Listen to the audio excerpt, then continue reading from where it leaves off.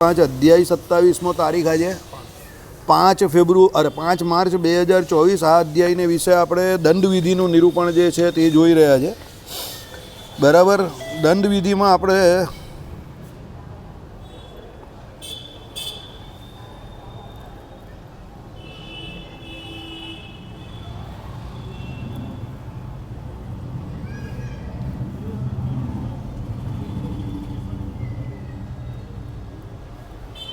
ગયા વખતે આપણે જોયેલું કે ભાઈ બે પ્રકારનો વિરોધ આવતો હતો. એ આપણે જોયું. આ વચન સામાન્ય વિષયવાળું છે. આ વચન જે ઉત્તમ અધર્મણ એટલે દેણદાર લેણદાર તેના વિષયવાળું છે, જેમાં સાક્ષાત સ્વયં લખીને લીધેલા સર્વાંશને બિલકુલ કબૂલ જ કરતો નથી. તેમાં નિયવ એટલે છુપાવી ખોટું બોલવાના દોષનું પ્રાબલ્ય છે. છુપાવી ખોટું બોલવાના દોષનું પ્રાબલ્ય એટલે અમુક વસ્તુ એ છુપાવેલી છે, તે એનો દોષ છે. હવે કોઈ વ્યક્તિ કંઈ છુપાવે ક્યારે? જ્યારે જુઠ્ઠું બોલતો હોય ત્યારે. તમારે કંઈ છુપાવવાની જરૂર ક્યારે પડે? તમે છુપાવો એટલા માટે કે તમે કંઈક ખોટા છો એમ. એટલે અહીંયા શું લખ્યું કે ભાઈ છુપાવી ખોટું બોલવાના દોષનું પ્રાબલ્ય છે અને પોતે લખેલાને પણ અતિક્રમણ કરે છે, માટે એક અંશની સિદ્ધિ માત્રથી સર્વાંશે આપવાનું કહે છે. અન્યત્ર પિતા વગેરે લીધેલા બહુદ્રવ્યમાં પુત્ર હું જાણતો નથી એમ જવાબ આપે છે. તો આમાં નિહય્ય દોષનો અભાવ કે અપેક્ષિત તર્કનો અભાવ છે, માટે સાક્ષી વગેરે વડે જેટલો અર્થ સાબિત કર્યો હોય તેટલો જ અપાવવો એમ કહે છે. એટલે આમાં શું કહ્યું છે? આ બીજામાં જે કહ્યું ને કે ભાઈ અન્યત્ર એટલે પિતા વગેરે લીધેલા બહુદ્રવ્યમાં પુત્ર હું જાણતો નથી એમ જવાબ આપે છે. હવે દાખલા તરીકે બાપાએ કંઈ લીધું હોય અને છોકરો કહે કે ભાઈ મને નહીં ખબર, તો એમાં એ દોષ નહીં લાગતો. કારણ કે ઘણી વખત પહેલાંના સમયમાં શું થતું હતું કે બાપા કંઈ લેણદેણનો કામ કરે ને તો છોકરાને હકીકતમાં ન ખબર હોય, કારણ કે એ વિષય એના બાપાને ખબર હોય. પછી બાપા ન કરે નારાયણ કંઈ ઉપડી જાય, નીકળી જાય, સમજો. તો એમ જવાબ જ્યારે દીકરો આપે તો એમાં આ નિયવ દોષનો અભાવ છે. એટલે નિયવ દોષ એટલે હું ખોટું બોલવાનો, છુપાવવાનો કે ખોટું બોલવાનો અભાવ છે. કારણ કે છોકરાને હકીકતમાં કંઈ ખબર જ નથી, સમજો.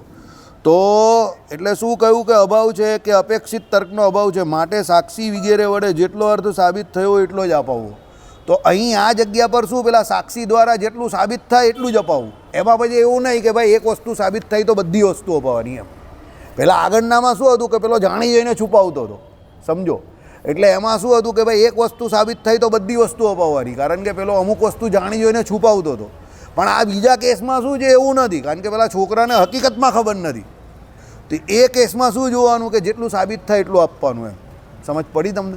એવું કહેવા માગે છે. ચાલો, એમ કહે છે. તો આ રીતે ન્યાય વિશેષનું અવલંબન વ્યવહારથી થાય છે. બરાબર. હવે આમાં તમે વધારે ન સમજશો તો ચાલશે. આ બધા વિષય કંઈ તમારે બહુ સમજવાના નથી. આ બધા વિષય કોના માટે છે? જે ન્યાયાધીશની જગ્યા પર બેઠેલા છે એવા લોકોને જરૂરી છે, જે વકીલાત કરે છે એવાને જરૂરી છે.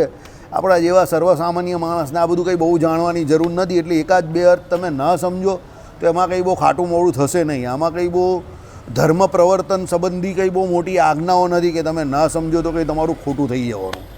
બરાબર. આ તો આટલી માથાકૂટ આપણે કરીએ છીએ સમજવા માટે, એટલે કરીએ. બાકી સામાન્ય રીતે બહુ બીજા માણસ આ બધું વાંચી જાય. કંઈ બહુ મોટી આટલું બધું સમજાવવાની મગજમારી કોઈ બીજા કરે નહીં.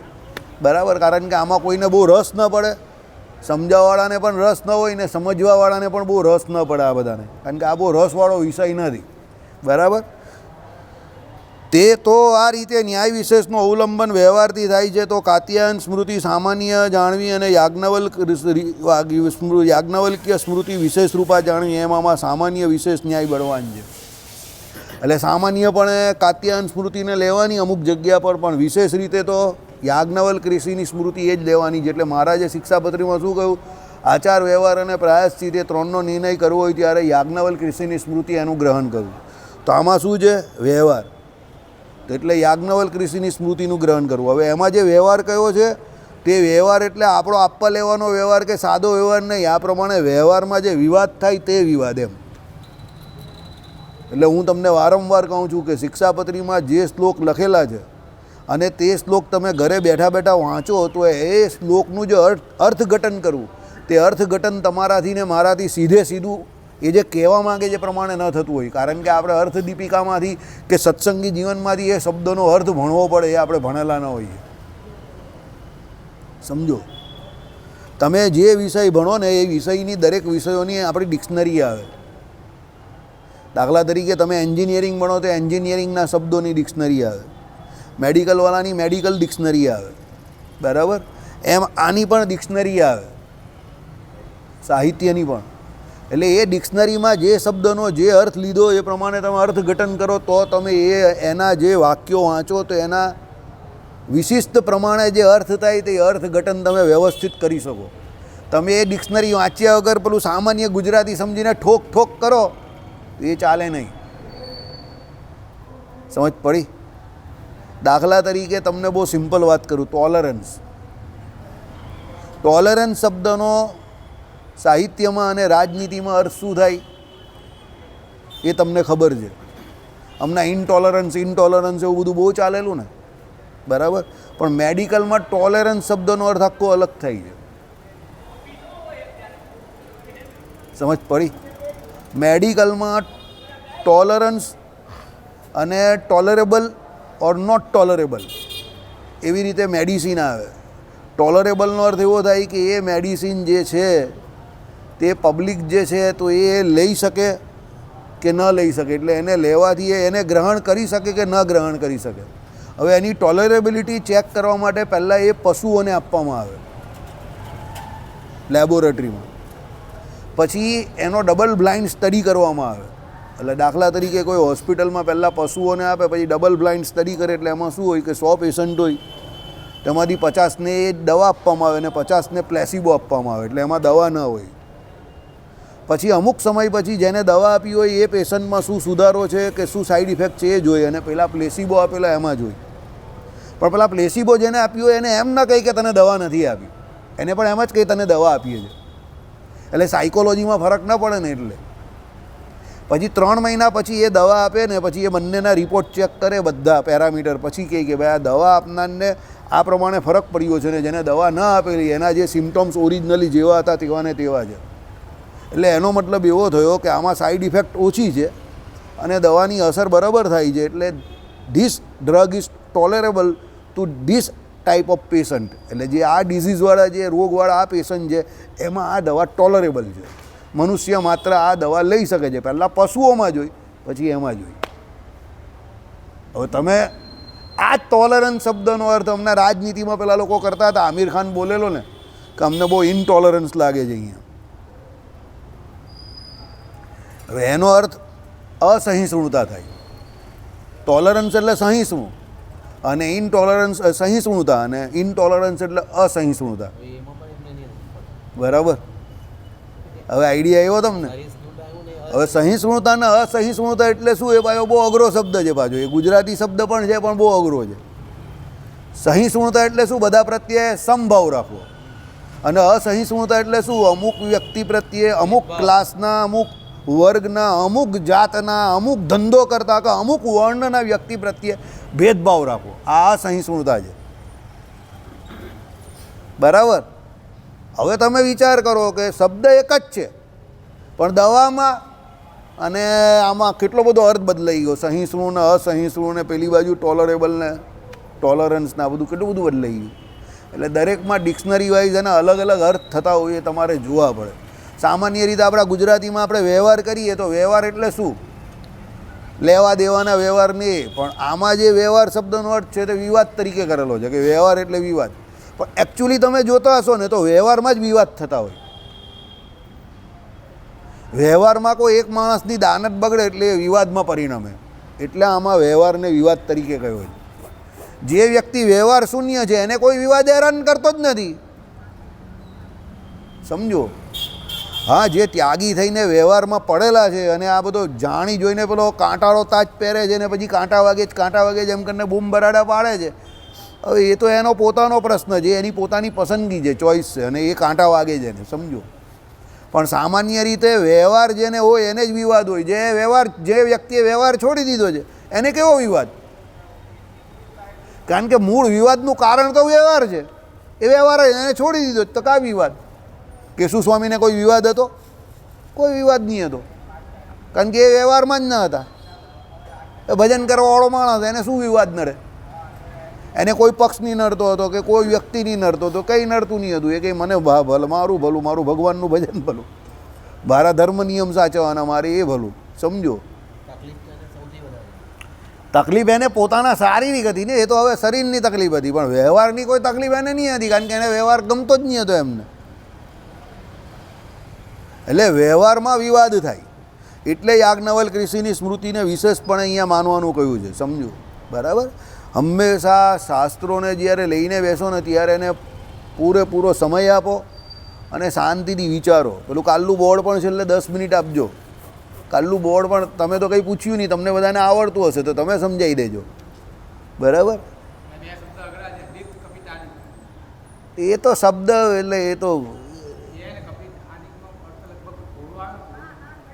એટલે કોઈ વસ્તુ પર લીધેલી જ કે એ વસ્તુમાં શક્તિ હોય ને, એ વસ્તુ દ્વારા તમને શક્તિ મળે એમ. આપણે પેલું નહીં, આપણે ભૂમિકાની શરૂઆતમાં નથી ઘટ અને પટ, તો ઘટ જે છે તે આ અને પટ જે છે તે તંતુ દ્રવ્ય છે, ને ઘટ જે છે તે એટલે એ દ્રવ્ય તરીકેનું નિરૂપણ એમ.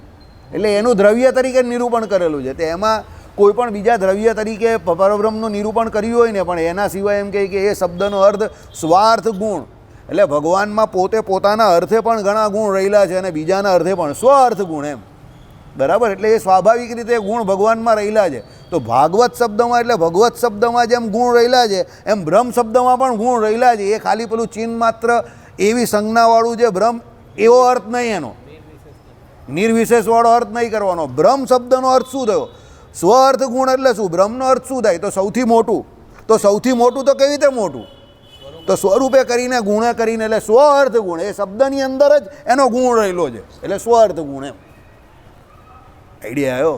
એટલે તો મેં તમને કહ્યું કે તમને કદાચ ખબર પડી હોય તો સમજાવજો, હું કાં ના પાડું છું. આ તો ઓપન કેટેગરી છે, જેને આવવું હોય તે આવી જાય, બરાબર? તમે પહેલાં સમજાવજો કે તમને સમજ પડી હશે એટલે તમારામાંથી કોઈએ પૂછ્યું નહીં. સમજો, બરાબર? તમે બધા ચેમ્પિયન ઓફ ચેમ્પિયન છો એટલે તમે તો પૂછ્યું નહીં, એટલે પછી તમારે કંઈ બોલવાની જરૂર નથી. જો તમને સમજ પડી હોય તો મારે ટાઈમ વેસ્ટ નહીં કરવો.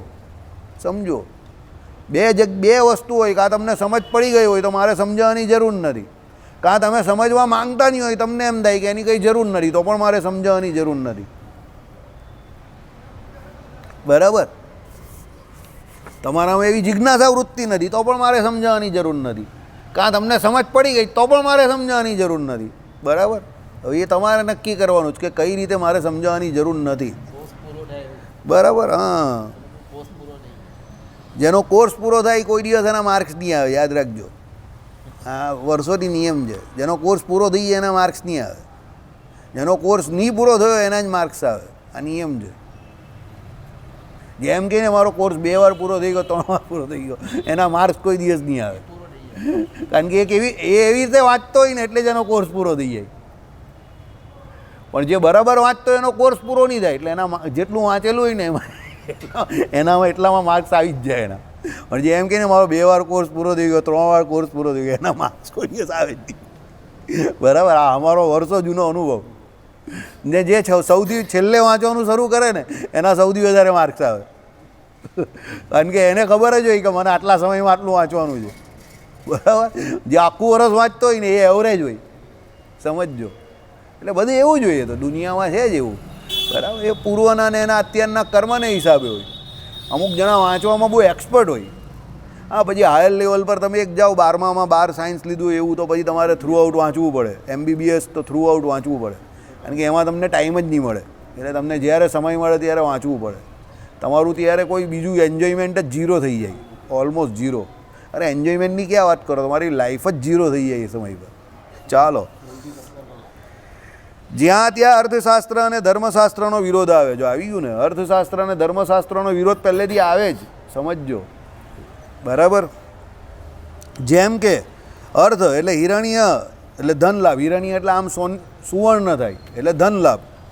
ધન લાભ, ભૂમિ લાભ અને મિત્ર લાભ, આ ત્રણમાં મિત્ર લાભ શ્રેષ્ઠ છે. તો તેની પ્રાપ્તિ માટે રાજાએ સામાદી ઉપાયો વડે યત્ન કરવો અને સમાધાન થઈ સત્યનું સંરક્ષણ કરવું. સામાદી એટલે સામ, દાન, દંડ અને ભેદ. હવે એવું કેમ કહ્યું તે સાંભળો. ધન લાભ, ભૂમિ લાભ અને મિત્ર લાભ, આ ત્રણમાં મિત્ર લાભ શ્રેષ્ઠ છે. સમજો, શાસ્ત્ર એવું કહે છે. અત્યારે લોકો એવું નથી માનતા. અત્યારે લોકો ધન લાભને પહેલો લાભ કહે, મિત્ર તો બધા બહુ બદલાઈ જાય, કંઈ ટેન્શન નહીં લેવાનું. પણ શાસ્ત્ર એવું કહે છે કે ભાઈ ધન લાભ, પછી એમ કહે કે ભૂમિ લાભ અને મિત્ર લાભ, એમાં મિત્ર લાભ સૌથી મોટો છે. તો ભગવાન એને શું કહ્યું? ભગવાને કે મિત્ર લાભ માટે એમ કહી કે રાજાએ સામ આદિ ઉપાયો વડે યત્ન કરવો, એની જોડે સમાધાન થાય એવા પ્રયત્ન કરવા. સામ એટલે પહેલાં એને સમજાવવો. તો પેલો એમને તો સમજે નહીં ને, તો એના માટે થોડું રાજાએ વધતું ઓછું કરીને કંઈક લેણદેણ કરીને એને પતાવટ કરીને મિત્રતા રાખવી. હવે આવું રાજાના સંદર્ભમાં કેમ લખ્યું તે સાંભળો. આવું એટલા માટે લખ્યું છે, એટલે આમાં પાછળ આપેલું જ છે, ચાલો કંઈ નહીં. તો તેની પ્રાપ્તિ માટે રાજાએ એટલે સમાધાન થઈ સત્યનું સંરક્ષણ કરવું, આ અર્થશાસ્ત્ર છે. આ અર્થશાસ્ત્ર છે. તો ભાઈ રૂપિયા પૈસા જે થોડા ઘણા લેણદેણ કરીને પેલા મિત્ર જોડે સારો સંબંધ રાખવો. દાખલા તરીકે અત્યારે મિત્ર જે તરીકે મારો આ ભાઈ ગોપાલભાઈ છે, તો મારે એની જોડે સારો સંબંધ રાખવો પડે. અડધી રાત્રે મને દુખાવો પડે તો લઈ કોણ જાય? સમજો, તો આને પટાવીને રાખવો પડે. એટલે હું બૂમ પાડો, એટલે ગોપાલ પાછું તને કંઈ થયું ને એમ કંઈ તમે ને એમ ખાયા કરે છે, હે ધ્યાન નહીં રાખતો, આમ છે તેમ છે, ચાલ હવે કાં લઈ જવાનો છે. બે શબ્દ બોલે ખરો, પછી લઈ તો જવો જ પડે ને, કાં જાય? પછી ગાડી ચાલુ કરે ને મને લઈ જાય. બરાબર, પાછળથી ગાઈડન્સ ભલે મળે કે આમ આમ આને ત્યાં જવાનું, પણ લઈ તો જાય. પછી ત્યાં પછી પેલો ડૉક્ટર કહે કે જાઓ આ રિપોર્ટ કરવાનો, પેલો રિપોર્ટ કરવાનો, એટલે આમ મારી આમ આમ મોડું તો બગાડે. પછી આપણે કહેવું પડે ભાઈ મોડું નહીં બગાડ, દુખાવો બહુ વધારે થાય છે, દુખાવો વધારે થાય છે, પરેજી વાળતો હોય તો હે ગમે તેમ ખાયા કરે છે. પણ શાંતિથી સમજો, મિત્ર લાભ ત્યારે થોડું ઘણું આપણે છોડવું પડે. કેમ? એના સિવાય કોઈ લઈ જવાવાળો થોડો છે આપણો. બરાબર, એટલે તે સમયે આપણે એ અર્થ નહીં જોવાય કે રૂપિયા પૈસા ભાઈ વાપરો, ભાઈ જેને જે વાપરવું હોય તે, પણ માણસને જ્યારે જરૂર પડે ત્યારે એ મિત્ર જ કામમાં આવે. સમજો, બરાબર. પછી તમે આખી દુનિયામાં બધા જોડે જ બગાડેલું હોય તો કોઈ કામમાં આવે નહીં. બરાબર, એટલે આ શું છે? અર્થશાસ્ત્ર છે. બરાબર. હવે આગળ અર્થ વ્યવહારાનુપ પશ્યેન્દ્રી, બહુ મોટો એટલે શ્લોક છે. ચાલો, અર્થ રાજાએ વિદ્વાન વિપ્રોને સાથે રાખીને ધર્મશાસ્ત્રને અનુસારે જ શાસ્ત્રને અનુસારે તેમજ ક્રોધ લોભે રહિત થઈને વ્યવહારો એટલે દાવાઓ જોવા, આ ધર્મશાસ્ત્ર છે. પહેલું અર્થશાસ્ત્રની વાત કરી, હવે ધર્મશાસ્ત્રની વાત કે ભાઈ રાજાએ ધર્મશાસ્ત્ર. હવે રાજાને તો બધા ધર્મશાસ્ત્ર ખબર ન હોય, એ તો પેલા રઘુવંશી રાજાઓ હતા જેને બધા ધર્મશાસ્ત્ર ખબર હતા, પણ બીજા રાજાઓને થોડા ખબર હોય. એટલે એણે શું કરવાનું હોય? તો વિદ્વાન વિપ્રોને સાથે રાખવા પડે. બ્રહ્મ ભણેલા તો પણ વશિષ્ઠને રાખતા હતા, જાબાલીને રાખતા હતા. કોણ? રઘુવંશીઓ. સમજો, મહર્ષિ જાબાલી રાજનીતિમાં એક્સપર્ટ હતા અને વશિષ્ઠ તો સર્વ અર્થને બહુશ્રુત હતા. બરાબર. તો શું છે કે ભાઈ ધર્મશાસ્ત્રને અનુસારે ક્રોધ અને લોભે રહિત થઈ. રાજાએ ત્યારે ક્રોધ નહીં કરવાનું અને લોભ પણ નહીં કરવાનો. થોડું જતું કરવું પડે તો જતું કરવાનું, પણ શાસ્ત્રમાં જે પ્રમાણે કહ્યું હોય, ધર્મશાસ્ત્ર જે પ્રમાણે કહે, પેલા વિદ્વાન વિપ્રો જે પ્રમાણે કહે એમ વર્તવાનું. ચાલો, થઈ ગયું. આ બંને વચનનો કોઈ વિષયમાં વિરોધ થાય છે. હવે આ બંનેના વચનમાં વિરોધ થયો. પેલામાં શું કહ્યું? રૂપિયા પૈસા આપીને કહ્યું, ના આમાં શાસ્ત્ર પ્રમાણે કહ્યું. તો બંને વચનમાં કંઈક વિરોધ આવ્યો. સાંભળો, તે એવી રીતે કે કોઈ તેવા ન્યાય કાર્યમાં કોઈ એક પક્ષકારને જય ઠરાવી આપવાથી રાજાને મિત્રલાભ થતા અર્થશાસ્ત્ર એટલે મિત્રલાભ શ્રેષ્ઠ જે આ સમન્વયને પામે છે. પણ મિત્ર લોભ પ્રસંગને લીધે ધર્મશાસ્ત્રનો એટલે લોભે રહિત થઈ વ્યવહારો જોવા તો વિરોધ આવે છે. ધર્મની રીતે એવું થાય કે જો રાજા એના મિત્રનો ફાયદો જોવા જાય, સમજો, એટલે તો એના ધર્મને રીતે જોવા જાય તો મિત્રને હરાવી દેવો પડે. પણ અર્થની રીતે જોવા જાય તો મિત્ર લાભ કરવો હોય તો રાજાએ થોડુંક અર્થબર્થ આપીને એ કામ કરવું પડે. તો ધર્મશાસ્ત્રની વિરુદ્ધમાં જવાય એવું છે. સમજો, બરાબર. હવે રાજા જેવા પદ પર બેઠેલા છે ત્યાં એને એના મિત્રોને તો સાચવવા પડે ને. તો અહીંયા વિરોધ થયો આ પ્રમાણે. બરાબર, એટલે શું થયું કે ભાઈ લોભે રહિત થઈને વિવાદો જોવા તો વિરોધ આવે છે. તો બીજા કોઈ પક્ષકારનો વિજય ઠરાવી આપવાથી મિત્ર લોભ પરિત્યાગને લીધે ધર્મશાસ્ત્ર એટલે લોભે રહિત થઈ આ સમન્વય પામે છે, પણ અર્થશાસ્ત્રનો વિરોધ આવે છે. તો આ રીતે અર્થશાસ્ત્રની અપેક્ષાએ ધર્મશાસ્ત્ર પ્રબળ છે, અર્થશાસ્ત્ર નહીં, એવી મર્યાદા છે. સમજો, બીજી કોઈ જગ્યા પર એવું થાય કે ધર્મશાસ્ત્ર સાચવવા જાય તો અર્થશાસ્ત્ર જાય, પેલી બાજુ અર્થશાસ્ત્ર પકડવા જાય તો ધર્મશાસ્ત્ર જાય, બરાબર. તો શું કરવું તો કહી દીધું. તો આ રીતે અર્થશાસ્ત્રની અપેક્ષાએ ધર્મશાસ્ત્ર પ્રબળ છે, અર્થશાસ્ત્રની એવી મર્યાદા છે. સર્વની અપેક્ષાએ ધર્મની મુખ્યતા સર્વે સ્વીકારી છે, આનો વિસ્તાર મીટાક્ષરા થકી જાણો. કોની? યાજ્ઞવલ્ક ઋષિની મીટાક્ષરા ટીકા, વિજ્ઞાનેશ્વર ભટ્ટવાળી, એનો અર્થ જાણવો. એટલે ધર્મશાસ્ત્રને મુખ્ય પકડી રાખવા. આ વાત રામાયણના એક પ્રસંગમાં છે. રામાયણના પ્રસંગમાં જ્યારે રામ ભગવાનને ભરતજી લેવા જાય છે ત્યારે મહર્ષિ જાબાલી જે હતા તે રાજનીતિના પાઠ કહે છે કે ધર્મશાસ્ત્ર ભલે એવું કહેતો હોય કે ભાઈ તમારા પિતાએ તમને એમ કહે કે વરદાન તમારી માતાને આપેલા અને એને કરીને તમે એમ કહે કે હવે એ વરદાને કરીને અહીંયા આવી ગયા, કાં વનમાં આવી ગયા. પણ રાજનીતિ એવું કહે છે કે અત્યારે અયોધ્યાને જો સૌથી સારામાં સારો કોઈ રાજા હોય અને પ્રજાનું હિત કરી શકતો એવો હોય અને પ્રજામાં જો સૌથી વધારે કોઈ રાજા કેવો હોય, પ્રજાગમ્ય હોય તો એ રામ છે. તો રામે બધી વાત જૂની મૂકી દેવી જોઈએ અને સીધું રાજ્ય સ્વીકારીને અયોધ્યા આવી જવું જોઈએ. આ મહર્ષિ જાબાલીનો વિચાર હતો રાજનીતિનો, સમજો. હવે આ અર્થશાસ્ત્રવાળો ન્યાય છે, કારણ કે રાજનીતિ કરવી, રાજનીતિ એટલે અર્થવાળી વાત આવી ગઈ ને આમાં, સમજો, બરાબર. રામચંદ્ર ભગવાનને પૂછ્યું તો રામચંદ્ર ભગવાને બહુ સરસ જવાબ આપ્યો કે અત્યારે આ પરિસ્થિતિમાં એ નિર્ણય કરવાનો અધિકાર આપણામાંથી કોઈને છે જ નહીં. કારણ કે વરદાન કૈકેયીએ લીધેલા, વરદાન આપનારા કોણ હતા? દશરથ રાજા હતા. તો દશરથ રાજાએ એ વરદાન જ્યારે આપ્યા મારી માતાને ત્યારે જે નક્કી થઈ ગયું કે ભાઈ મારે વનમાં આવવાનું, એટલે હું વનમાં આવી ગયો. પણ હવે એ વરદાનને પાછા લેનાર દશરથ રાજા આ દુનિયામાં હયાત નથી, તો મારે એમના વરદાનનું પૂરેપૂરું પાલન કરવાનું. ધર્મશાસ્ત્ર એ કહે છે કે મારે મારા મૃત પિતાની આજ્ઞા પાળવાની, એટલે મારે વનમાં જ રહેવું જોઈએ. તમારું અર્થશાસ્ત્ર કે રાજનીતિશાસ્ત્ર ગમે તે ગઈ, એમ કરીને મહર્ષિ જાબાલીની વાત એમણે ઉડાવી દીધી, બરાબર. એટલે જ્યારે અર્થશાસ્ત્ર અને ધર્મશાસ્ત્રનો ટકરાવ થાય ત્યારે રાજાઓ કે પહેલાંના રાજાઓ, અત્યારના તો નહીં કહી શકીએ, ધર્મશાસ્ત્રને પ્રધાનપણે માનતા હતા. અને એના માટે તમારે આવી આજ્ઞાઓને વિચારવી હોય, જોવી હોય તો યાજ્ઞવલ્ક ઋષિની મીતાક્ષરા ટીકા એનો તમારે સાથ લેવો પડે. એમાં વ્યવહાર જે શબ્દ જે મહારાજે કહ્યો ને, આચાર વ્યવહારને પ્રયાસચિત્ત, એમાં વ્યવહાર શબ્દ એટલે જે વિવાદો જે છે એનું નિરૂપણ આ પ્રમાણે ધર્મશાસ્ત્રને અનુસારે કેવી રીતે થાય, એનો નિષ્કર્ષ શું આવે તે તમને કહેવામાં આવ્યો છે. બહુ અઘરું ને કઠણ કામ છે. 2004માં મેં લગભગ 2 કે 4માં વાંચેલી યાજ્ઞવલ્ક ઋષિની સ્મૃતિ. બહુ અઘરું કામ છે, બહુ બાઉન્સર જાય તમને, તો માથાનો દુખાવો છે. અમુક જગ્યા પર તમને હકીકતમાં એમ થાય કે આ 2 પાના વાંચો, મૂકી દેવું, કંટાળાજનક લાગે. કારણ કે અંદર એકલી ધર્મની જ ચર્ચા આવે ને, એટલે તમે પછી અમુક સમય પર કંટાળીને મૂકી દો, સમજો. કંઈક ઉપાસના આવે કે કંઈક ભગવાન સંબંધી વાત આવે તો તમને કંઈક મજા આવે, આનંદ આવે. પણ આમાં એકલા ધર્મની વાત આવે ને એટલે તમે 2, 4, 5 પાના વાંચો પછી મૂકી જ દેવું. ભૂમિકા કરતાં પણ બોરિંગ વિષય છે યાજ્ઞવલ્ક ઋષિની સ્મૃતિ. આ તમને કહી દઉં, હકીકતમાં તમને કહું, સમજો. ભૂમિકા બોરિંગ નથી. ભૂમિકામાં શું છે? તત્વજ્ઞાન છે. ભૂમિકા જે લોકો મૂકી દે છે એને સમજ નહીં પડતી એટલે મૂકી દે છે.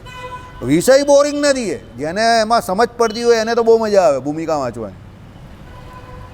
ભલે ઝીણા અક્ષર હોય કે ભલે નાના અક્ષર છે કે ભલે શબ્દ અઘરા છે, પણ જેને સમજ પડે એને તો બહુ મજા આવે ભૂમિકા વાંચવાની, સમજો. રાત્રે 11 વાગે પણ મજા આવે ભૂમિકાનો સત્સંગ કરવાનો. કોઈ રાત્રે 11 વાગે કહી તો પણ મજા આવે. પણ યાજ્ઞવલ્ક ઋષિની સ્મૃતિ ચલાવવાનું કહી તો કંટાળો આવે તમને, કારણ કે એમાં બધી આજ્ઞાઓ આવે ને આવા બધા નિર્ણય આવે. તમને એમ થાય કે આપણે કયા કામમાં જ નહીં આવવાનું. એટલું કેટલા બધા ધર્મો, તમે કેટલા ધર્મ પાલન કરવાના? ધર્મના પાલન કરવાના જ, પણ હવે રાજાના ધર્મ હોય, આના ધર્મ હોય, પેલાના ધર્મ હોય, તો પેલા કેટલા બધાના ધર્મ હોય, તો તમે કેટલા ધર્મ જાણવાના ને તમે એનું કેટલું પાલન કરવાના કે કરાવવાના, બરાબર. પણ ઉપાસનાવાળી વાત આવે તો ભગવાન તો બધાના છે, તો એમાં તમને સહેજે આનંદ આવે અને એ તમને વાંચવાનું પણ ગમે, સમજો, બરાબર. ચલો, હવે અમુક માણસને બાજુ એ ગમે પણ છે, ઘણા એવા હોય છે કે એ ગમે. હવે એ કોને ગમે એ તમને કહું. જ્યારે તમે કોઈ જગ્યા પર કંઈક કરવા માંગતા હો, કાં તમને કંઈક એવું હોય કે ભાઈ મને ઘણા લોકો ઓળખે કે મને બધી ખબર પડે છે એમ લોકોને ખબર પડે, એમ તમારે ખબર પાડવી હોય બીજાને કે તમને પોતાને, તો તમે આવી બધી આજ્ઞાઓને આવું બધું શોધી નાખો કે જે કોઈને નહીં ખબર ને મને ખબર છે. એમ ઘણા લોકોને એવું ગમતું હોય કે ભાઈ આંચકા આપું લોકોને, એ લોકોને આંચકા જ ગમતા હોય. આ સનસની વહાં પર રાત કો કુછ આતા હૈ સનસની. આ વિજયભાઈની જેમ બોલો દાઢીવાળો રાત્રે આવે ને ટીવી પર, એક ચैन से सोना है तो जाग जाइए, सनसनी पे सनसनी, ये आपके साथ भी हो सकता है. આપણે ટીવી પર જોતા હતા ડરી છે. આમ તેમ તમે પણ જો.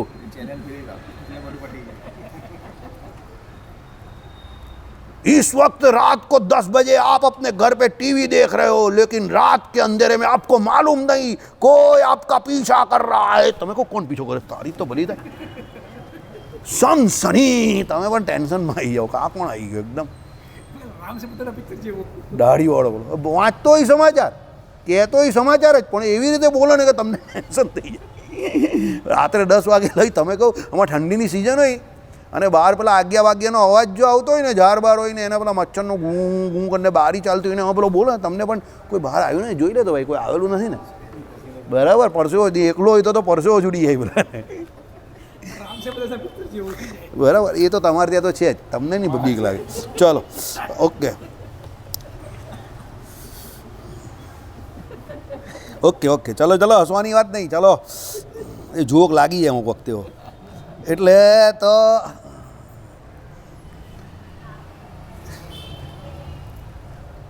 તમને લોકોને હસવું કેમ આવે? બે સ્મૃતિઓનો પરસ્પર વિરોધમાં સામાન્ય વિશેષ રૂપ કે ઉત્સર્ગ અપવાદ રૂપ કોઈ ન્યાયનો બંનેના સમન્વય માટે આશ્રય કરવો એમ કહ્યું. બે સ્મૃતિઓનો પરસ્પર વિરોધ આવ્યો સામાન્ય અને વિશેષમાં. સામાન્યમાં આપણે ઉપર કહ્યું એ પ્રમાણે કઈ સ્મૃતિ કઈ? કાત્યાયન સ્મૃતિ. અને વિશેષમાં યાજ્ઞવલ્ક્ય ઋષિની સ્મૃતિ. તો પછી પરસ્પર સામાન્ય કે ઉત્સર્ગ અપવાદ કોઈ ન્યાયનો બંનેમાં સમન્વય માટે આશ્રય કયો એમ કહ્યું. જેમાં એક પણ તેવા ન્યાયનો અવસર ન હોય તેવા વિરોધમાં તેના પરિહારનો ઉપાય કયો એવી અપેક્ષામાં કહે છે. બરાબર. હવે દાખલા તરીકે શું થયું? જેમાં એક પણ તેવા ન્યાયનો અવસર ન હોય તો તેના વિરોધમાં તેના પરિહારમાં કઈ તેવી અપેક્ષામાં કહે છે. સામાન્ય વિશેષ આદિ ન્યાયો વડે ન સમાધાન થઈ શકે એવો વિરોધ જેમાં સ્મૃતિ વાક્યોનો પરસ્પર દેખાતો હોય કે સ્મૃતિકાર એક હોવા છતાં પણ કોઈ સ્તરે કરતા એક હોય કે ભિન્ન હોય, સ્વવચનોનો પરસ્પર વિરોધ દેખાતો હોય, તેમાં વિરોધ પરિહારમાં આ હેતુ જાણવો તે હવે તમને કહેવું છું. ઘણી વખત એવું હોય કે એક જ વક્તા બે જગ્યા પર અલગ અલગ વાત કરતા હોય, સમજો. પણ હવે એનો તમારે તે જગ્યા પર સંદર્ભ લેવો પડે કે આ એક વક્તા કેમ બે જગ્યા પર અલગ અલગ વાત કરે છે. વક્તા તો જુઠ્ઠા નહીં હોય, બરાબર. એટલે આમાં એ કહેલું છે કે સામાન્ય વિશેષાદી ન્યાય વડે ન સમાધાન થઈ શકે એવો વિરોધ, કે ભાઈ તમે સામાન્યમાં પણ એને ન લઈ શકો અને વિશેષમાં પણ ન લઈ શકો. એટલે કાત્યાયન સ્મૃતિમાંથી પણ ન આવે અને યાજ્ઞવલ્ક સ્મૃતિમાંથી પણ કે એનો ન્યાય આવે એવું હોય નહીં. હવે ન સમાધાન થઈ શકે એવો વિરોધ હોય જેમાં સ્મૃતિ વાક્યનો પરસ્પર દેખાતો હોય કે આ બે સ્મૃતિ વાક્ય પરસ્પર વિરોધ આવતો હોય, સમજો. બે સ્મૃતિ વાક્ય, બરાબર. કે સ્મૃતિકાર એક હોવા છતાં પણ કે આ કોઈ એકની સ્મૃતિકાર એક જ હોય પણ એના જ બે વાક્યમાં વિરોધ આવતો હોય, સમજો. ન્યાય બહુ ગૂંચવાડાવાળી પરિસ્થિતિ છે. આપણા મોતીલાલ નહેરુએ એક ભાઈને ફાંસીના માછરેથી ઉતારી નખાવેલો અને ત્યાર પછી ગોરાઓએ કલમ બદલી નાખી. આ ટુ બી હેંગ ટીલ ડેથ લખાઈ જ ને પાછળ, તે મોતીલાલ નહેરુના હિસાબે લખાઈ છે, સમજજો. પહેલાં ટીલ ડેથ નહીં લખાતું હતું, ફાંસીના માછરે ચડાવવું હતું, બી હેંગ એટલું જ લખાતું હતું. અને એક ભાઈને આવી રીતે ફાંસી થઈ ગયેલી.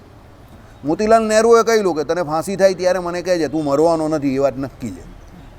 તો લોકો કહી એવું કેવી રીતે થવાનું? મને ફાંસી તો થઈ ગયો, તો મરવાનો જ છું ને. પછી એને ફાંસીએ ચડાવ્યો. જેવો ચડાવ્યો ને આમ કરીને અહીંયા આમ કરીને જેવું દોરડું બાંધ્યું ને લટકાવ્યો, એટલે મોતીલાલ નહેરુ કંઈક અટકી જાઓ. પેલા લોકો કહે કેમ ભાઈ અટકી જાઓ? તો કે અટકી જાઓ. હું કહું ને અટકો, અટકી ગયા. પછી પેલી કાયદાની કલમવાળી બુક મંગાવી બંધારણની ને એમાં બતાવ્યું કે જો ભાઈ કોઈ માણસને આવી રીતે ગુનો કર્યો હોય અને ગુનો સાબિત થાય તો એને ફાંસીને માછડે ચડાવવો, તો ફાંસીને માછડે ચડાવી દીધો. એને વાત પૂરી થઈ ગઈ, સજા થઈ ગઈ. મારી નાખવો, મૃત્યુ સુધી ચડાવવું એવું નથી લખ્યું. ગોરાઓ બી ચક્કરમાં કે આ તો હાલો બહુ ખતરનાક માણસ નીકળો કોઈ. છોડી મૂકો ભાઈરો પેલાને, હકીકત છે. ગોરા કહે કે આ તો આપણે કોઈ દિવસ વિચારેલું જ નહીં, આ તો જબરી ખોપરી છે ઇન્ડિયામાં લોકો તો, એ કંઈ છોડી દેવા ને હવે હાંસીને માચડે ચડાવી દીધો, વાત પૂરી થઈ ગઈ. પછી એ લોકોએ કલમમાં ફેર કર્યો અને લખ્યું તું બી હેંગ ટિલ ડેથ, એટલે મરે નહીં ત્યાં સુધી ચડાવવો. ટિલ ડેથ, ટિલ એટલે ત્યાં સુધી, એમ મરે નહીં ત્યાં સુધી ફાંસીના માચડે ચડાવવો. ત્યાં ટિલ ડેથ શબ્દ જે છે તે પાછળથી ઉમેરાયેલો છે, સમજજો. ભારતમાં બધી બહુ ભારે ભારે ખોપરી થઈ ગઈ છે, સમજજો. ભારત એટલે ખોપરીવાળાનો દેશ છે. આપણે ખાલી સ્વતંત્ર મગજથી વિચારવાનું શરૂ કરીએ ને, સમજી લો કલ્લો દુનિયા મુઠ્ઠીમાં, એવું છે.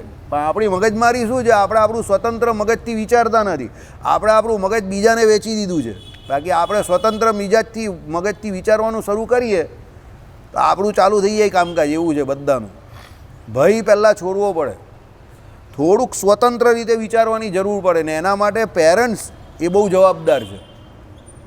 તમારા પેરેન્ટ્સ એટલે માતા પિતા જો તમને એ પ્રમાણે સ્વતંત્રપણે વિચારતા શીખવાડે ને, તમે પડી આખડીને પણ કંઈ ને કંઈ કરશો ખરા, સમજો. પણ તમારા મા બાપ જ તમને એટલા બધા ડરાવતા હોય, આમ નહીં કરતો, પેલું નહીં કરતો, આમ કરશે તો આમ થઈ જશે, પેલું કરશે તો પેલું થઈ જશે, તમને કર્યા પહેલાં જ બહુ ગભરાઈ નાખશે.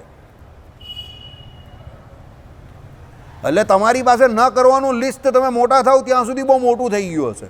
કરવાનું લિસ્ટ તમે કહો ખુદ કો ઉડાવું, તું બોલતા હે इसको नहीं मारूं, ये बोलता है उसको नहीं मारूं, तो अब खुद को उड़ा डालूं, એવી હાલત છે તમારી.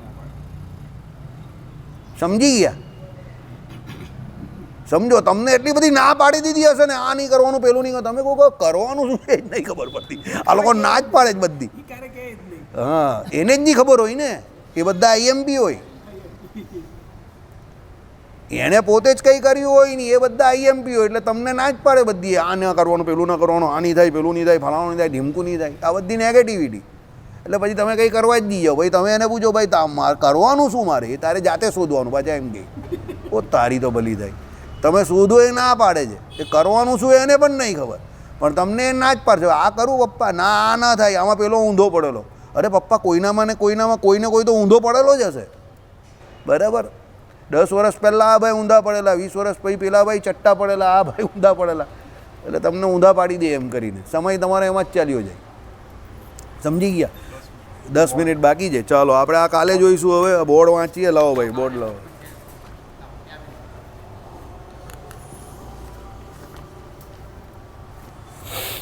હે પ્રભુ, સાચી વાત કરીને વિજયભાઈ, આપણે આવું જ શીખવાડેલું ને, આ નહીં થાય, પેલું નહીં થાય, નેમકું નહીં, આની આરું પેલું કરવાનું શું એ તો બોલો, સમજો.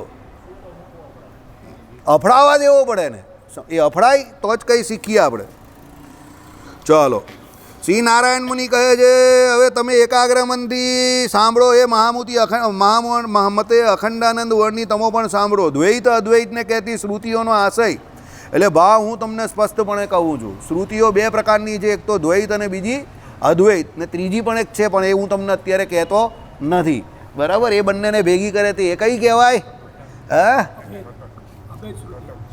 ઘટક શ્રુતિ કહેવાય, બરાબર. ચાલો, એટલે દ્વૈત અને અદ્વૈત. દ્વૈત એટલે બે પણાનો ભાવ છે જેમાં છે તે, અને અદ્વૈત એટલે શું છે? બે પ્રમાણના અભાવવાળી, એટલે ભેદ અને અભેદ તમારી રીતે. પણ ભેદ અભેદ કહેવાથી ઘણાને સમજ ન પડશે, એટલે હું કહું કે દ્વૈત એટલે બે પણાવાળી, એટલે જેમાં બે તત્વોનો સ્વીકાર કરેલો છે તે, અને અદ્વૈત એટલે જેને બે પણાનો જેમાં સ્વીકાર કર્યો નથી તે, એટલે એક જ તત્વનો જેમાં સ્વીકાર કરેલો છે તે, એટલે અદ્વૈત.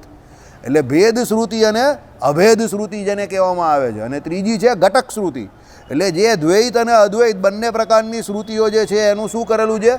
સમન્વય કરેલો છે, એ ઘટક શ્રુતિ કહેવામાં આવે છે, બરાબર. ચાલો, જે વિદ્યા કર્મબંધને નાશ કરે, આમાં કર્મબંધનને નાશ કરે, પ્રિન્ટિંગ મિસ્ટેક છે, બરાબર. એટલે જે વિદ્યા દ્વારા કર્મબંધન નાશ થઈ જાય તમારા, બરાબર. આમાં કર્મબંધને નહીં, કર્મબંધનને નાશ કરે, બરાબર. અને પરમની શ્રેયસને પમાડે. કર્મબંધન નાશ થાય તો જ તમારું પરમની શ્રેયસ થાય ને. કાળ કર્મ અને માયાથી એ જીવ શું થઈ જાય? પર થાય અને ભગવાનના ધામને પામે. એટલે એ અર્થમાં અહીંયા લખેલું છે, પરમની શ્રેયસને પમાડે તે વિદ્યા ઉપનિષદ નામથી વિખ્યાત છે. એટલે એને ઉપનિષદ નામથી એ વિદ્યાને કહી છે. અને તે જ બ્રહ્મ વિદ્યા કહેવાય છે. એટલે એનો કહેવાનો મતલબ શું છે કે જે બ્રહ્મ વિદ્યા જે છે તે કેના થકી ભણાય? તો ઉપનિષદ થકી ભણાય. ઉપનિષદોમાં બ્રહ્મ વિદ્યા કઈ છે, વેદાંતમાં બ્રહ્મ વિદ્યા કઈ છે, આગળ આવશે આમાં. વેદાંત એટલે પણ ઉપનિષદ જ કયા. જે વેદનો જેમાં અંત છે તે ઉપનિષદો, સમજો. એટલે કહેવાનો મતલબ વેદોનો અંત એટલે વેદોનો સાર જેમાં કયો છે એ ઉપનિષદો, બરાબર. એટલે ઉપનિષદો પણ એક પ્રકારના વેદો જ છે, પણ એમાં વેદોનો સાર કયો છે એટલે એને વેદાંત કહેવામાં આવે છે. એટલે અહીંયા શું કહ્યું કે ભાઈ ઉપનિષદ નામથી વિખ્યાત છે તે જ બ્રહ્મ વિદ્યા છે. એટલે તમે બ્રહ્મ વિદ્યા પેલા લોકો બ્રહ્મકુમારીવાળા ભણાવે છે તે બ્રહ્મ વિદ્યા નથી, કારણ કે એ વેદ વિરુદ્ધ છે. એ તમને ભ્રમ કરાવે, બ્રહ્મ વિદ્યા નથી, એ બ્રહ્મ વિદ્યા છે, તમને ભ્રમ કરાવી નાખે. સમજ પડી? એટલે જેમાં વેદોનો સાર એવું વેદાંતમાંથી જે ભણાવવામાં આવે, ઉપનિષદોમાંથી જે ભણાવવામાં આવે એ બ્રહ્મ વિદ્યા છે. અને શ્રીજી મહારાજે શિક્ષાપત્રીમાં શું કહ્યું? શું કહ્યું? વિદ્યાદિક સૌથી મોટો, એટલે વિદ્યાદાન કરવું એ કહ્યું ને એક જગ્યા પર. તે વિદ્યાદાનવાળો શ્લોક જે છે એટલે એનો અર્થ જે અર્થદીપિકામાં કર્યો તેમાં ઘણા પ્રકારની વિદ્યા બતાવી. એમાં સૌથી શ્રેષ્ઠ કઈ વિદ્યા? કઈ? બ્રહ્મ વિદ્યા. અને એ બ્રહ્મ વિદ્યાનું દાન જે છે તે સર્વશ્રેષ્ઠ દાન છે. કેમ? એ બ્રહ્મ વિદ્યાનું દાન કરવાથી સામેવાળા જીવને તમે અભયપદ આપો છો, અભયદાન આપો છો. એને કાળ, કર્મ અને માયાથી શું આપો છો? અભય આપો છો. તમે નહીં આપતા, જે બ્રહ્મ વિદ્યા છે એ આપે છે. એટલે તમારા દ્વારા એને બ્રહ્મ વિદ્યાનું દાન થયું, એટલે અભય દાન થયું એની સમજણે કરીને, જો એ સમજે તો, બરાબર. એટલે એને બ્રહ્મ વિદ્યા કહેવાય છે. તે વિદ્યાનો અવબોધ આપતા વેદાંતો, એટલે વેદાંતો એટલે એ ઉપનિષદો. અહીંયા પરમ બ્રહ્મ પર વિદ્યા વેદ્યને જણાવે છે. એટલે એ વેદાંત જે છે કે જો ઉપનિષદ જે છે તે એ પરબ્રહ્મ એટલે ભગવાનને શું પર વિદ્યા વેદ્યને જણાવે છે કે એ ભગવાન જે છે તે જ પર વિદ્યા વેદ્ય છે. એટલે પર વિદ્યા કોને કહેવાય? કે જે વિદ્યા દ્વારા ભગવાનને જણાય, કે જે વિદ્યા દ્વારા તમે પરમ તત્વ પરમાત્મા તત્વને જાણો, કા જે વિદ્યા તમને પરમાત્મા પોતે જણાવે, કે જે વિદ્યા દ્વારા પરમાત્માનું નિરૂપણ થાય. સમજો, એ શું છે? પરમ વિદ્યા વેદ્ય. પરમ વિદ્યા વેદ્ય એટલે પરબ્રહ્મની વિદ્યા જે છે તે, બરાબર. એટલે એને પર વિદ્યા વેદ્યને જણાવે છે. કોણ જણાવે છે? એ પરમ બ્રહ્મ. કારણ કે એ ઉપનિષદો જે છે તે ભગવાનની શું છે? પરાવાણી છે. એટલે ભગવાન, જેમ આપણે અત્યારે પેલું રવિવારે વાંચીએ છીએ ને વેદ સ્તુતિ, એમાં શું છે? તો ભગવાન વેદ દ્વારા ભગવાન શ્રી કૃષ્ણની સ્તુતિ, એટલે ભગવાન દ્વારા જ ભગવાનની સ્તુતિ થાય છે. અહીંયા એવું જ છે કે એ ભગવાન જ જાણવા યોગ્ય છે, બરાબર. પણ એ ભગવાન જાણવા યોગ્ય છે તે ભગવાનને જણાવે કોણ? પોતે ભગવાન, બરાબર. ગબ્બર કે તાપ से तुमको सिर्फ एक ही आदमी बचा सकता है, खुद ગબ્બર. તેમ ભગવાનને જાણવા હોય તો કોણ જણાવે? ભગવાન પોતે જ જણાવે. ભગવાન આમ જ કરીને કહી દે, ગબ્બર કે તાપ से तुम लोगों को सिर्फ एक ही आदमी बचा सकता है, બરાબર. ખુદ ગબ્બર. આ યાદ રાખવાની છે રીત. હવે વાક્યો અઘરા હોય ને તો આવી રીતે યાદ રાખવાના, સમજો. કારણ કે આપણો આ વેદાંત જે છે તે આપણો મુખ્ય વિષય નથી. એટલે વારંવાર તમે એને ઘૂંટીને પીસો તો યાદ રહેશે, નહીં તો ભૂલી જવાશે. એટલે અહીંયા શું કહ્યું કે વેદાંતો પરમ બ્રહ્મ પર વિદ્યા વેદ્યને જણાવે છે. પર વિદ્યા વેદ્ય કોણ છે? એ પરમ બ્રહ્મ છે, એ ભગવાન જ છે. ભગવાન સિવાય પર વિદ્યા વેદ્ય એટલે જાણવા લાયક બીજું કોઈ છે નહીં. અને તે વિદ્યા વેદ્ય વસ્તુને બ્રહ્મ શબ્દથી નિર્દેશ કરે છે. એ વિદ્યા વેદ્ય એટલે એ વિદ્યા દ્વારા જે જાણવા યોગ્ય છે એને વેદાંતો શું કહે છે? બ્રહ્મ કહે છે. બ્રહ્મ એટલે શું? અહીંયા સૌથી મોટું, બૃહત્પણું. જેનામાં સૌથી મોટો ગુણ એટલે બૃહત્પણું રહ્યું છે તે. બૃહત્પણું કેવી રીતે?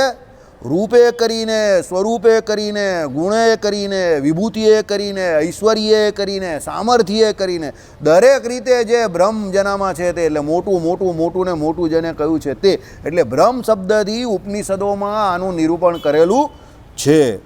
આ બ્રહ્મ શબ્દ અર્થશૂન્ય કેવળ સંજ્ઞા માત્ર નથી, ચિહ્ન માત્ર, નિર્વિશેષ અનિર્વચનીય, કે ભાઈ અમારું બ્રહ્મ તો કેવું છે અનિર્વચનીય, એટલે જેના વિશે કંઈ કહી નહીં શકાય એવું. કોણ કહે છે આવું? બોલ મનીષ. બ્રહ્મ તો અમારું અનિર્વચનીય છે, જેના વિશે કંઈ કહી શકાય નહીં એવું છે. આવું કોણ કહે છે? માયામાં ખોવાઈ ગયા મનીષભાઈ. છોકરાના લગ્ન કરાવવામાં એટલા બધા ઘૂસી ગયા કે બધું ભૂલી ગયા. થઈ જશે, એના લગ્ન થવાના હશે ત્યારે, બરાબર. ज़्यादा टेंशन नहीं लेने का.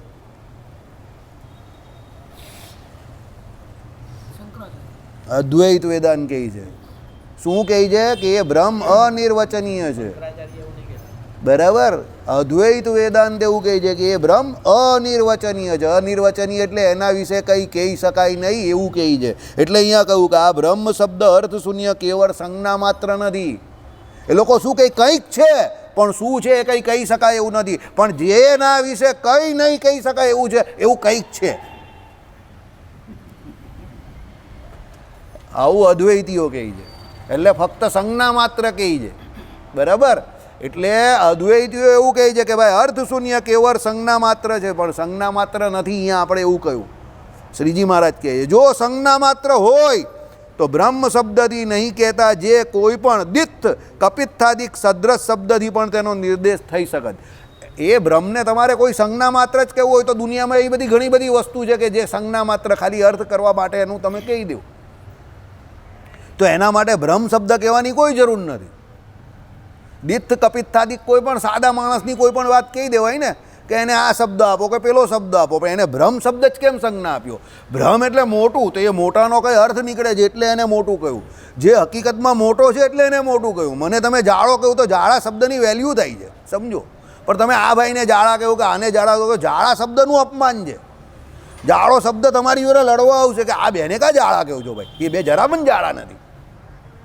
દાખલા તરીકે કોઈને આળસુ કહેવો હોય તો તમારે મને કહેવો પડે. આ ભાઈને ને આ ભાઈને તમે આળસુ કહ્યું તો આળસુ શબ્દ તમારી જોડે લડવા આવે કે ભાઈ આવે આળસુ નથી ભાઈ, તમે શું કામ એ બેને આળસુ કહો છો?